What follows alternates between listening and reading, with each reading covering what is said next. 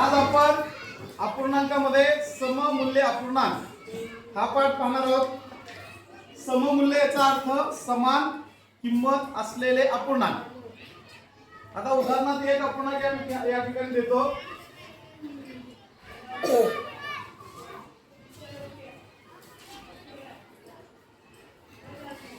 आता मला सांगा त्याचा सममूल्य अपूर्णांक करण्यासाठी रिकाम्या चौकटीमध्ये काय घ्यावं लागेल? कसं आलं 15? म्हणजे याचा अर्थ काय झाला? त्याला आपण 5 ने गुणाकार केलं तर याला सुद्धा 5 ने गुणाकार केलं तर त्यावेळेस इथं 5 5 25 3 5 15. बरोबर. आता बघूया कोण सांगते दुसरा अपूर्णांक.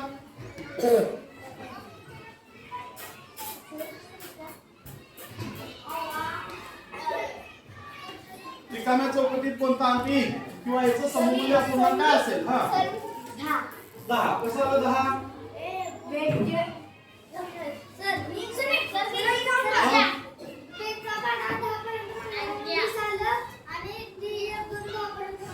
म्हणजे याचा अर्थ काय झाला? इथं 10 ने गुणाकार, इथं सुद्धा 10 ने गुणाकार. 2 10 20, 1 10. म्हणजे इथं काय येईल? 10. मग याचा अर्थ काय झाला?